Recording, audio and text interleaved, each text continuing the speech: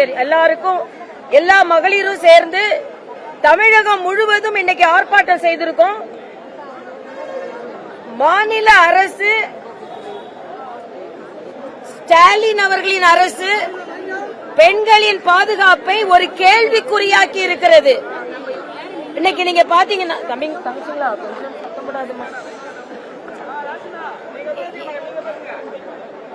பெண்களின் பாதுகாப்பு கேள்விக்குறியாகி இருக்கிறது. பெண்களுக்கு கொஞ்சம் கூட பாதுகாப்பு இல்லை. கோவை மாதிரி ஒரு நகரத்திலேயே இந்த அளவிற்கு பாதுகாப்பற்ற சூழ்நிலை, ஒரு பெண் பாலியல் பலாத்காரம் செய்யப்பட்டு சொல்வதற்கே எனக்கு வேதனையாக இருக்கிறது. நிர்வாணமாக தூக்கி வீசப்பட்டிருக்கிறாள். தமிழகத்தில் பெண்கள் பாதுகாப்பை நிர்வாணமாகி கொண்டிருக்கிறது. என்ன நிவாரணம் பெண்களுக்கு என்று நாங்கள் கேட்கிறோம். வீட்டில் பெண்களை வெளியே அனுப்பிவிட்டு வயிற்றில் நெருப்பை கட்டிக் கொண்டிருக்க வேண்டிய சூழ்நிலை இன்று இருக்கிறது. சுதந்திரத்திற்கு முன்னால் இருந்த சூழ்நிலையை போல ஒரு சூழ்நிலை இருக்கிறது. காந்தி சொன்னால் சுதந்திரம் அடைந்த பின்பு உடல் முழுவதும் நகையை போட்டுக்கொண்டு ஒரு பெண் தனியாக நடக்க வேண்டும் என்று. ஆனால் ஒரு தோழனோடு கூட நிற்க முடியாத ஒரு சூழ்நிலை. விரட்டி அடித்து அவர்களை காயப்படுத்திவிட்டு அந்த பெண்ணை காயப்படுத்தி இருக்கிறார்கள். ஆனால் எனக்குள்ள கவலை என்ன என்றால், அதை பத்தி கொஞ்சம் கூட கவலைப்படாமல் முதலமைச்சர் அவர்கள் நாம எப்படி வெற்றி பெறணும்னு மீட்டிங் நடத்திட்டு இருக்காரு. நான் கேட்கிறேன், இன்னைக்கு எஸ்ஐஆருக்கு சர்வ கட்சி கூட்டம் போடுறீங்களே, பெண்கள் எப்படி பாதுகாக்க வேண்டும் என்று கூட்டம் போடுறீங்களா? அதிகாரிகள் கூட்டம் போடுறீங்களா? உடனே கோயம்புத்தூர்ல உள்ள அதிகாரிகளை முடுக்கி விட்டுருக்கீங்களா? போலீஸ்காரங்க எல்லாரையும் ஓட விட்டு தேடுறாங்களாம். அவரை சுட்ட பிடித்தாங்களாம். இன்னைக்கு தமிழகத்தில் இருக்கிற சூழ்நிலை எல்லாம் நீங்க ஒண்ணு சுட்டு பிடிக்க வேணாம்.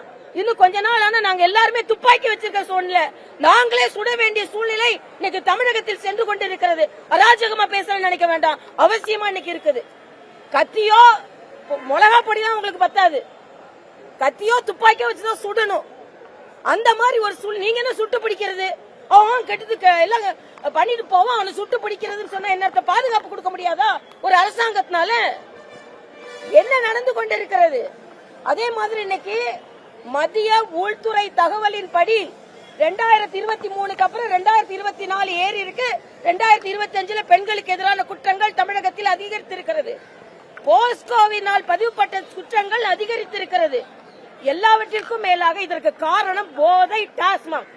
நான் சகோதரர் திருமாவளவன் அவர்களுக்கு இன்னைக்கு ஒரு பாராட்டு தெரிவிக்கிறேன். இன்னைக்கு ஒரு அறிக்கை கொடுத்து, நேற்று நாங்க கடுமையா விமர்சனம் செஞ்சோம், இன்னைக்கு ஒரு அறிக்கை கொடுத்திருக்கிறாரு.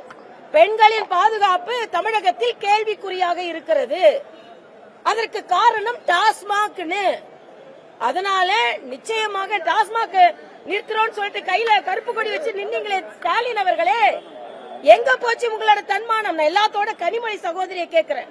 டாஸ்மாக்னால தமிழகத்துல விதவைகள்லாம் அதிகமாயிட்டாங்க. அப்ப நீங்க ஆட்சி செய்யும் போது குடிக்க மாட்டாங்களா? குடிச்சா உயிர் போகாதா?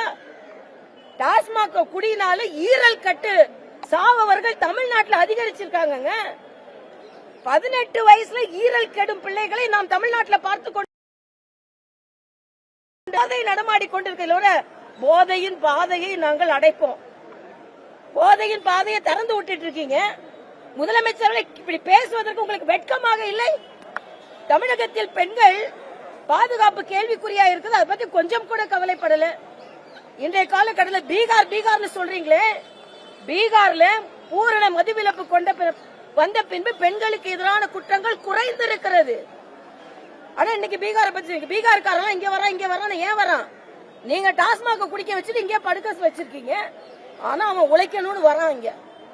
அதனால என்னை பொறுத்த மட்டில் முதலமைச்சர் ஸ்டாலின் அவர்கள் பெண்களுக்கான பாதுகாப்பை உறுதி செய்ய வேண்டும். இல்லை என்றால் பதவி விலகுங்கள். ஒரு பெண்ணுக்கு கூட நீங்கள் பாதுகாப்பு கொடுக்கவில்லை என்றால் நீங்கள் ஆட்சியில் அமர்வதற்கும் தொடர்வதற்கும் எந்த தார்மீக உரிமையும் இல்லை என்பதை நாங்கள் தெரிவித்துக் கொள்கிறோம்.